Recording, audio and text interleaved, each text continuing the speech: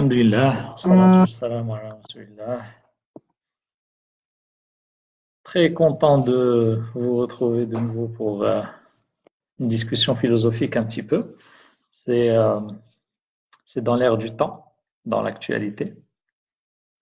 Alors, hier, on avait discuté dans la première partie de cet entracte les points les plus intéressants. En fait, le but, c'était de voir quelques-unes parmi les plus belles perles du texte attribué à Aristote, les politiques.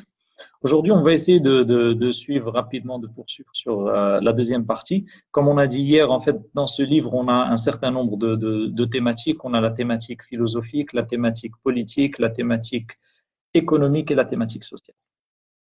Donc, en fait, la thématique politique, bien sûr, vu le titre du livre, tient la majeure partie du livre.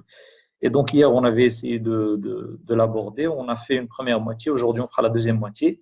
Et à partir de la prochaine fois, on va essayer de boucler cet entracte philosophique avec une troisième partie sur la partie sociale, économique et philosophique. Alors, ce qui est intéressant dans la suite de ce qu'on a évoqué, déjà pour résumer rapidement ce qu'on a vu hier, on avait vu que Aristote considérait la démocratie comme étant un régime vicié, un régime qui donne le pouvoir à la majorité, un régime qui permet à la plus grande masse d'un petit peu de s'imposer à la plus petite masse. Et cette grande masse n'est pas forcément celle qui a les plus grandes vertus, le plus grand savoir, les plus grandes compétences pour la magistrature, pour la gestion de la chose publique, etc., etc. Et donc, pour lui, la démocratie était une déviance, un régime vicié, déviant du gouvernement constitutionnel. Alors, qu'est-ce qu'il nous raconte d'intéressant par rapport à la suite? Donc, on va continuer dans le même rythme qu'hier, c'est-à-dire évoquer les citations les plus intéressantes qui m'ont marqué dans ce livre. Je vous cite une phrase de la page, extraite de la page 359, dans laquelle il dit « La majorité des anciens tyrans étaient sortis des rangs des démagogues ». Et c'était en fait la phrase sur laquelle on avait conclu la discussion d'hier. Et donc, comme quoi, effectivement, quand on est bon démagogue, on arrive à gravir rapidement les échelons politiques. Et démagogue ne veut pas dire compétent, bien sûr. En 361, il nous dit qu'un remède qui supprime cet inconvénient, ou du moins qui diminue l'effet, c'est de confier l'élection des magistrats aux tribus et non au peuple tout entier. Donc là, Aristote, en fait, il nous dit qu'il est peut-être plus intéressant de donner le pouvoir d'élection aux tribus, c'est-à-dire les représentants des tribus, en fait, et donc on serait dans une sorte de démocratie indirecte. Pas vraiment, mais plutôt dans une sorte de gouvernement constitutionnel basé sur le suffrage indirect. C'est-à-dire qu'on aura les représentants des tribus, qui sont en général sages, âgés, qui auraient la possibilité d'élire justement les magistrats. Ensuite, il nous dit, parfois, en effet, c'est des gens aisés eux-mêmes, mais qui n'appartiennent pas à la classe au pouvoir, qui viennent renverser le régime. Donc, il complète un petit peu ici l'information parce que on avait vu hier que la sédition venait de plusieurs causes, la révolte pouvait venir de plusieurs causes, c'est-à-dire quand on a selon Aristote, trop d'immigrants, c'est-à-dire quand on a trop d'immigrants par rapport aux habitants de la cité, qu'ils les dépassent en nombre et en coutume et en poids, eh bien, ça peut être une cause de sédition.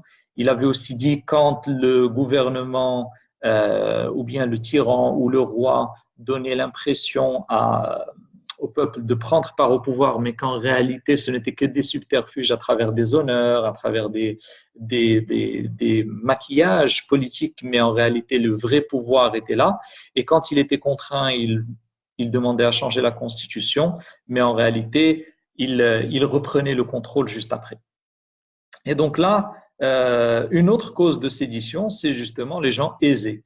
Et donc, le pouvoir doit également se méfier de la classe aisée qui peut à tout moment mobiliser, surtout à travers les moyens financiers qu'elle a, des pans tout entiers de la population pour renverser justement ce pouvoir. Le peu de confiance qu'ils ont dans le peuple contraint les oligarques à recourir à des mercenaires. Alors ça, on l'a vu. On l'a vu notamment dans les... les en fait, il y a deux types de mercenaires, deux types d'interventions de mercenaires. On a en temps de guerre, en temps de révolution. Et donc, c'est les mercenaires qu'on a vus notamment avec Kadhafi, avec Bachar, d'après les informations qui nous rapportaient en fait qu'il recrutait des mercenaires payés pour combattre les révolutionnaires. Ça, c'est en temps de guerre. Maintenant, en temps de paix, il y a un autre type de mercenaires. Quand le pouvoir en place, au lieu d'embaucher, au lieu d'enrôler les habitants de chaque ville pour gouverner ces villes, pour garder la sécurité dans ces villes, va essayer d'aller recruter dans des contrées très lointaines, des gens qui n'ont rien à voir avec cette ville et donc qui n'auront pas d'attachement aux habitants d'origine de cette ville. Quand il fait ce genre de pratique, eh bien, c'est justifié, selon Aristote justement, par le peu de confiance que le pouvoir a envers le peuple. Il nous dit également que les gouvernements constitutionnels et les aristocraties sont principalement ruinés quand on s'écarte de la justice. Et donc la justice, encore une fois, même dans le référentiel aristotélicien, est une valeur fondamentale qui, si elle n'est pas là, comme le disait Ibn Khaldoun plus tard, bien après lui, l'absence de justice est le début de la fin pour les dynasties. Il n'est pas aussi aisé de nuire quand on est aux affaires pour peu de temps que quand on y est pour longtemps. L'une des règles de la nuisance, l'une des lois fondamentales de la nuisance, c'est que plus on reste au pouvoir, plus la capacité de nuisance de celui qui reste au pouvoir est forte. Page 375. Ensuite, en 376, il nous dit il faut surtout s'efforcer par les lois d'équilibrer les choses de façon qu'aucun individu n'en vienne à l'emporter sur beaucoup d'autres en puissance parce qu'il a des amis ou des richesses. Qu'est-ce que ça nous rappelle, ça? Ça nous rappelle tout simplement le lobbying.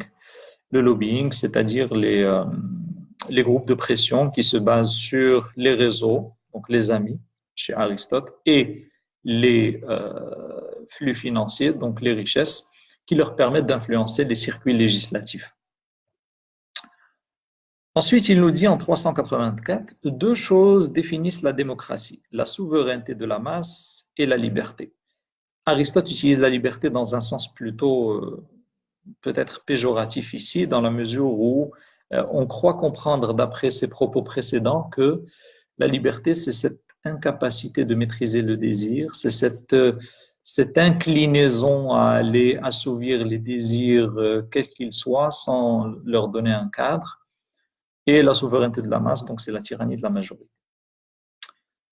Il dit, dans de telles démocraties, chacun vit comme il veut et va là où le mène son désir. Et c'est cela qui est mauvais, car il ne faut pas croire que ce soit un esclavage de vivre selon la Constitution. C'est au contraire le salut. Incroyable citation. Franchement, cette citation, elle mérite d'être dans un tableau. Elle mérite d'être soulignée, surlignée. Et il nous dit en fait que dans la démocratie, le problème, c'est que vu que c'est le peuple qui fait la loi, et vu que le peuple, la classe sociale majoritaire, c'est aussi la classe sociale qui maîtrise le moins ses désirs et qui suit le plus ses désirs, eh bien, c'est de là où vient le vice. Et donc, en fait, il dit qu'il ne faut pas croire que c'est un esclavage de vivre selon la Constitution, c'est au contraire le salut. C'est-à-dire que c'est le cadre qui va cerner les libertés qui permet le salut commun et pas le fait de casser toutes les frontières qui cadrent justement cette liberté. Incroyable. Il dit aussi, parmi les amis du roi aussi, certains se révoltent par mépris. En effet, ils le méprisent parce qu'il leur a fait confiance. Ça nous rappelle un certain nombre de coups d'État qui ont eu lieu souvent par les proches du roi, ceux qui le côtoient le plus. En fait, le souci du roi, d'une manière générale, selon Aristote, mais aussi selon d'autres, c'est qu'il y a un cercle d'amis proches du monarque. Et ce cercle d'amis proches le côtoie, donc il vit avec lui tous les jours. Et donc il n'a pas cette aura, cette distance, ce nuage de respect qui est dressé autour de lui et qui en fait un personnage, ou peut-être qui veut en faire un personnage quasi divin, ou qui tire sa légitimité du divin. Non, c'est un homme comme un autre qui a ses accès de colère, qui a ses accès de révolte, qui rit.